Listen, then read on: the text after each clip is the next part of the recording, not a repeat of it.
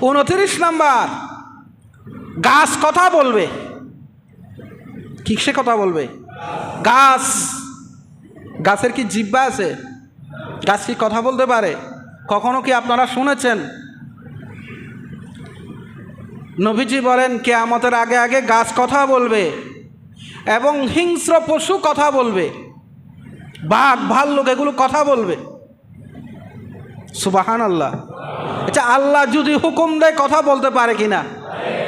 জিহ্বা ছাড়াও কথা বলতে পারে। এটা নবীজির যুগেই হয়ে গেছে ঘটনা। রসুল করিম সাল্লাল্লাহু আলাইহি ওয়াসাল্লাম কাছে একজন রাখাল এসেছে। রাখাল একটা ঘটনা বলতেছে, এই হাদিসটা বুখারীতে আছে। রাখাল বলে, হুজুর আমি ছাগল চড়াতে গেলাম। ছাগল যখন আমি চড়াচ্ছি, হঠাৎ করে দেখি একটা বাঘ এসে একটা ছাগল নিয়ে যাচ্ছে। আমি খুব কৌশলে বাঘ থেকে ছাগলটা নিয়ে ফেললাম।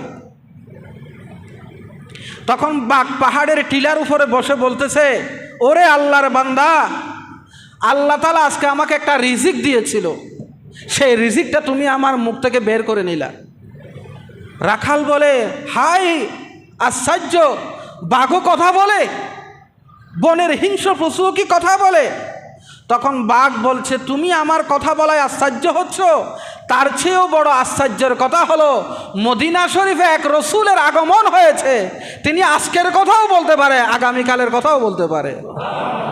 আরো জোরে বলবেন না? আরো জোরে বলুন। তখন রসুল বলেন, এই ঘটনা বলতেছিলেন, তখন রসুল বলেছিলেন, হ্যাঁ, এটা আজকে যেমন বাঘে কথা বলছে, কিয়ামতের আগে আগে এমন একটা সময় আসবে সাধারণ বাঘও কথা বলবে, গাছ কথা বলবে। গাছ রসুলের সাথে কথা বলে নাই? বলছে কি না? বলছে।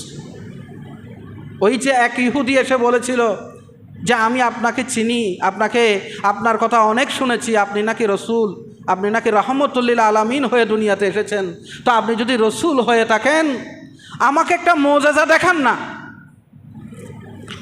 আমাকে একটা মোজেজা দেখান। তখন রসুল বলেছেন, তখন ওই ব্যক্তিটা জিজ্ঞেস করলেন, তুমি কি মোজেজা দেখতে চাও? কয়, আপনি তো রহমতুল্লিল আলামিন হয়ে এসেছেন, সবার জন্য রসুল রহমত হয়ে এসেছেন।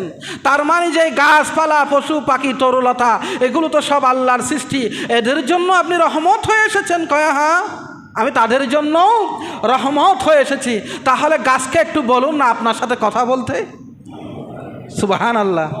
নবীজি বলেন, আমাকে বলতে হবে না, তুমি গিয়ে গাছটাকে বলো আমি রসুল তাকে ডাকছি। গাছ, ওই ব্যক্তি গিয়ে গাছকে গিয়ে বলল, এরে গাছ, তোমাকে আল্লাহ রসুল ডাকতেছে,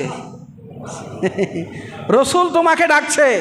হাদিসে এসেছে, যখন রসুলের কথা বলেছে তখন গাছ ডানে একটা টান মারলো, বামে একটা টান মারলো, সামনে একটা টান মারলো, পিছন দিক থেকে একটা টান মারলো, গাছ শিকড় টিকট উফ দিয়ে টপ টপ করে রসুলের সামনে হাজির হয়ে গেল। আর বলল, আশহাদু আল্লা ইলাহা ইল্লাল্লাহু ওয়াহদাহু লা শারীকা লাহু ওয়া আশহাদু আন্না মুহাম্মাদান আবদুহু ওয়া রাসূলুহু। গাছকে বললেন, গাছ রে, তুমি কি আমারে চিনো? কই, আর রসুল আল্লাহ, আপনাকে না চিনার কি আছে? আপনি তো আনতা রসুল আর রব্বিল আলামিন, আপনি গোটা বিশ্ব জগতের জন্য রসুল হয়ে এসেছেন। তাহলে গাছও, আমাদের কিছুদিন আগে বোধহয় গোপালগঞ্জ না কোন জায়গায় একটা ডেটা দেখলাম, RTV নিউজ করেছে, গাছ কথা বলতেছে। পরবর্তীতে দেখা গেল এটা যে গাছ আসলে কথা বলে নাই। হ্যাঁ, আমি নিউজটা দেখে একটু অনেকক্ষণ দেখছি ঘুরে ঘুরে, যদিও এবারকার নিউজ ভুয়া, কিন্তু একটা সময় আসবে ঠিকই গাছ কি বলবে? কথা বলবে। গাছ কথা বলবে। গাছ যে কথা বলবে সেটার আরেকটা রেফারেন্স আমি দেব। এরপরে 30 নাম্বার আলামত, কিয়ামতের 30 নাম্বার আলামত, পাথর কথা বলবে। কিসে কথা বলবে? পাথরও কথা বলবে। এটা বুখারীর হাদিস। ইহুদিরা তো এখন মুসলমানদেরকে মারছে, একটা সময় এমন আসবে মুসলমানরা এই ইহুদি জাতিকে দৌড়াইয়া দৌড়াইয়া মারবে, যেখানে পাবে সেখানে ইহুদিদেরকে হত্যা করা হবে। যখন এই সময়টুকুন চলে আসবে তখন ইহুদিরা পাথরের পিছনে লুকাবে, বড় বড় পাথরের পিছনে লুকাবে, গাছের পিছনে লুকাবে, পাথরের পিছনে লুকাবে। বুখারী শরীফের হাদিস, রসুল বলেন তখন পাথরের জবান খুলে যাবে, গাছের জবান খুলে যাবে। তখন পাথরও বলবে, ইয়া মুসলিম, ও মুসলিম, একজন ইহুদি আমার পিছনে এসে লুকিয়ে আছে।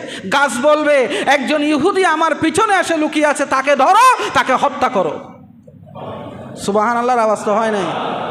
বুখারীর হাদিস।